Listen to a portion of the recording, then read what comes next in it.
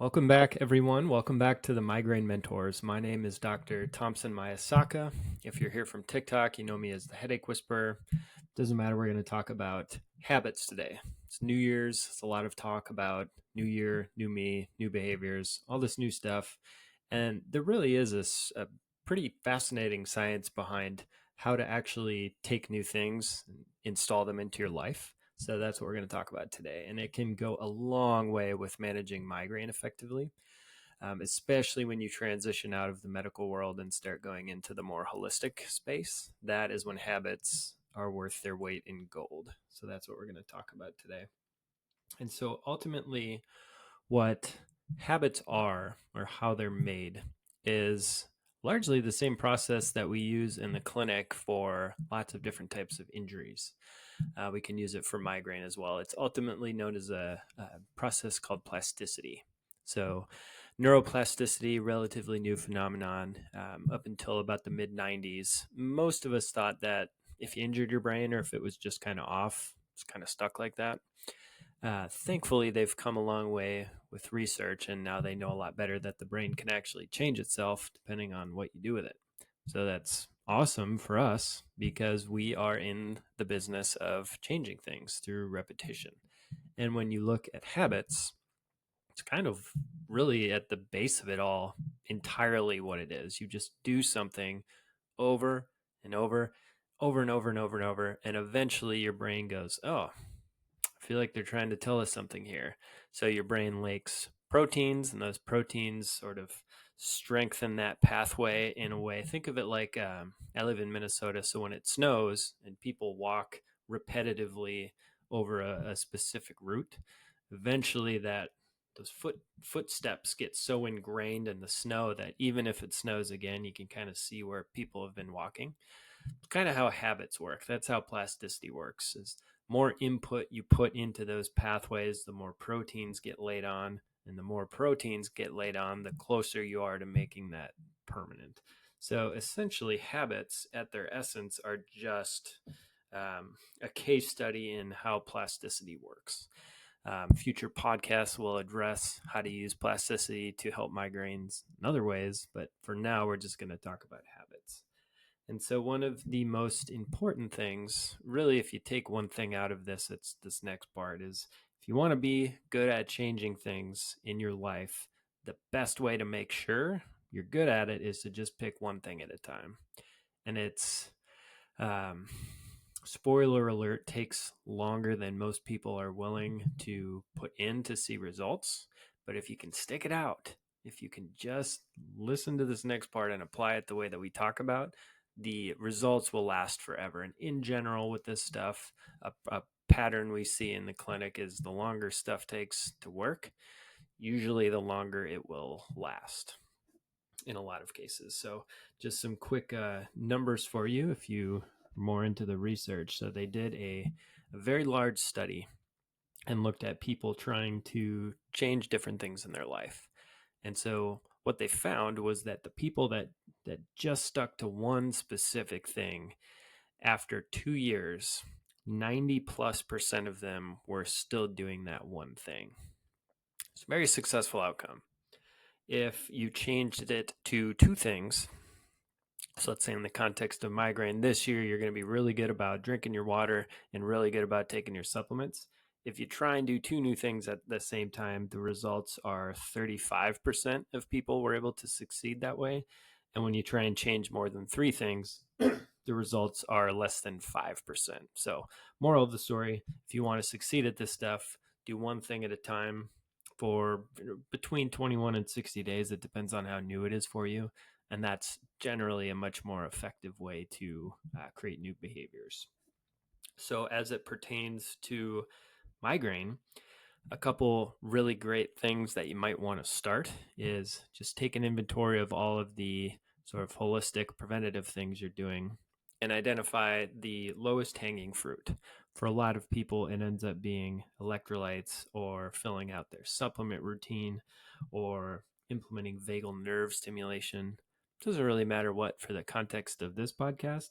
Just pick the one thing you know you should be doing and just stick to that until March. Just give that a shot and see how that works for you because One of the other ways in which you can make this process much easier is to take all of the burden of remembering to do it and just put it out into the open. It's called externalizing the internal. So you don't want to be the person that has to consistently remind yourself, oh, hey, I should take my supplements. The more obvious and the more sort of not bothersome, but the more persistent your environment is about doing that one thing, the quicker it's going to create that plasticity. So some examples of how to do that are, let's just take supplements, for example. You want to take this supplement, put it right by your toothbrush. You brush your teeth every day. You know brushing your teeth is a habit that already exists. So I'm going to use another habit and sort of piggyback on that. Something that you do every day makes it much easier to create these new behaviors. So that's one example. Second, put a note on the door. Third, put a note in your car. Put reminders in your phone every couple hours that just consistently remind you that, hey, plasticity is in progress. The more reminders we can give ourselves, the faster it's going to cement itself. The one thing you don't want to do is just leave it all in your head, because we forget. We got busy lives, and sometimes it's just hard to remember to do the things that we say we're going to do. So make it as external as humanly possible, and that is it can take it from taking 2 full months to maybe you might be one of those people that can create it in 21 days, as they say. For 21 days to make a habit. Those are the very advanced ones, very simple habits. Usually it takes a little bit longer.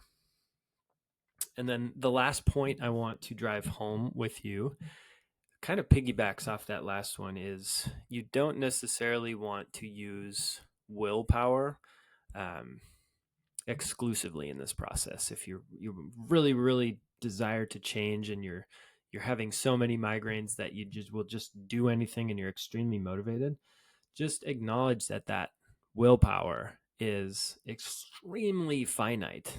And not only is it finite, you have to spread it out across all other aspects of your life, which I'm sure is very busy, especially this time of year. So the way that you get around that is by making sure your environment is doing the reminding, is picking a habit that is doable, is very singular in nature, and if you can, have it correspond with another habit that you already do well.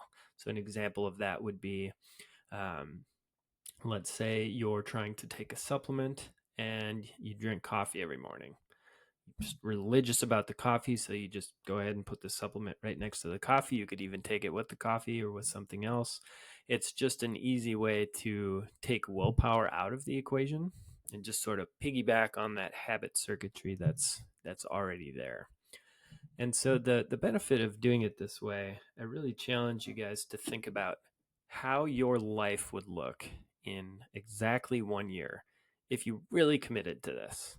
Let's say just think of 6 things you know you should be doing and aren't, specific to migraine, and imagine 1 year from now you're just doing all of them.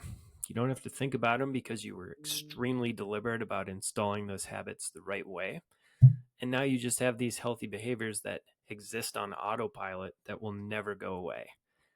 And that's the vision that we ideally want you to create for yourself listening to this podcast and reading through this newsletter. Is we're trying to paint the picture and consistently remind you that sometimes it's really that easy. The hardest part about doing it this way is it just takes a little bit of time for you to see the results.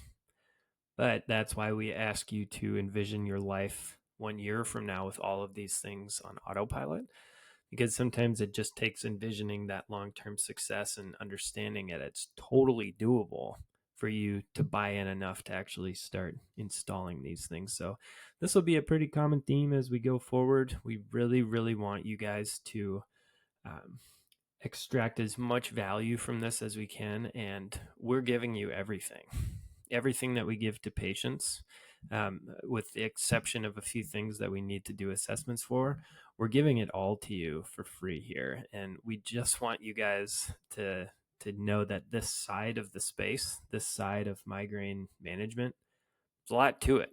And it's best done, you can achieve the best results if you just sort of start slow and methodical.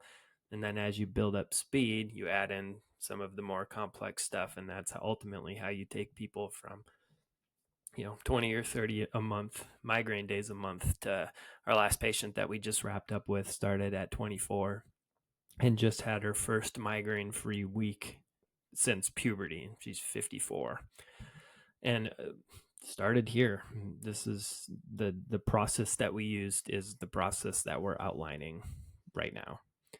So just take the one thing to do mantra and just add a whole bunch of reminders to it. And then we'll give you the rest as we go. So I hope you guys had a wonderful holiday season. Hopefully no one got sick. Like half my family got sick, so we're all still trying to recover. I hope you guys have hope and optimism that you can start seeing some results with your migraines this year.